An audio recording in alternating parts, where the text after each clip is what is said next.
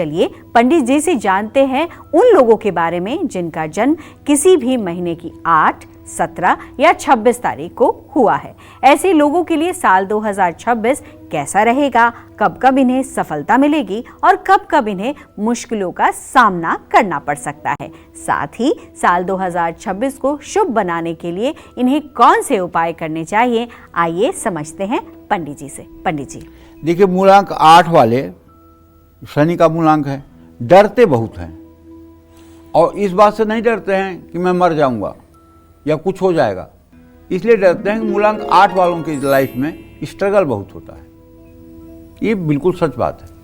लेकिन मूलांक 8 मोदी का भी है, प्रधानमंत्री जी का।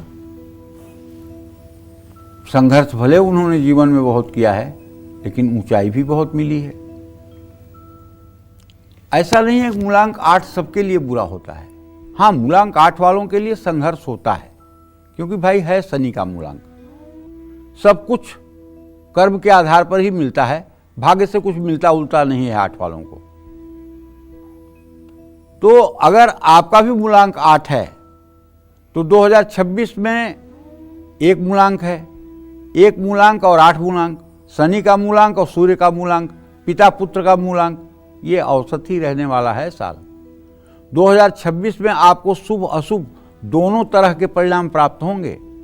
काम का दबाव बढ़ेगा, मानसिक थकान महसूस करेंगे, और यदि आप विवाह योग्य हैं तो मनचाहे व्यक्ति से शादी करने में रुकावटों का सामना करना पड़ेगा। जनवरी से मई 2026 तक करियर में मुश्किलों का भी सामना करना पड़ सकता है। काम के बोझ के कारण आप परेशान हो सकते हैं। समय के साथ आपके आत्मविश्वास में कमी आ सकती है।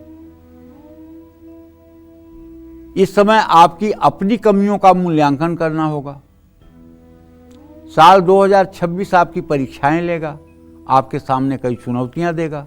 जून 2026 के बाद भी करियर में बहुत तरक्की की उम्मीद नहीं करिए।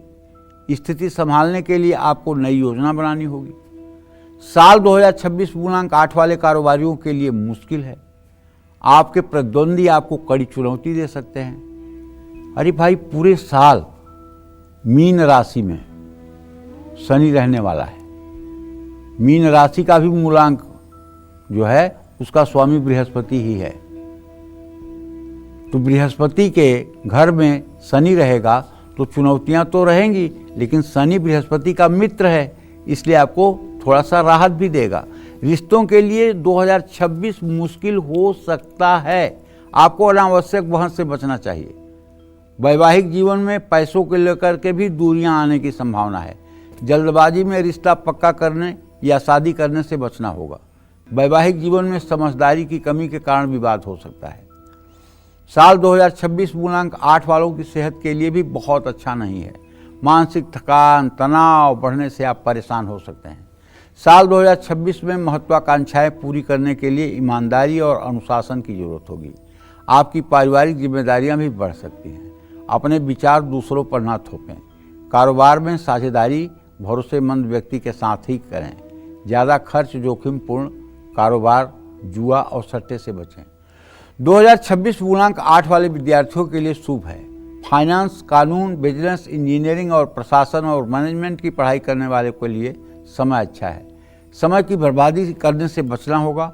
अपने टारगेट को भूलिए मत, लगातार मेहनत करते रहिए। अपने अधिकारों का मिसयूज मत करिए।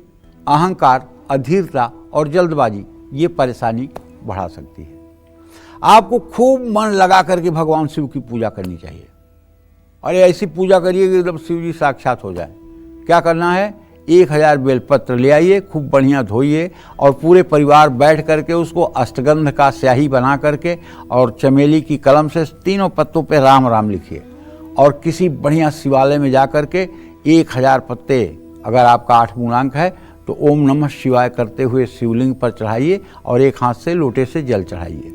बस देखिए पूरा साल कैसे जगमग रहता है। सूर्य को अर्घ दीजिए। शनि मंदिर में सरसों के तेल का दिया जलाइए। शुभ अंक आपके लिए 6 और 8 है। शुभ दिन आपके लिए गुरुवार है। शुभ दिशा आपके लिए उत्तर पश्चिम है। इतने से ही तो आपकी बात बन जाएगी। जय मां विंध्यवासिनी।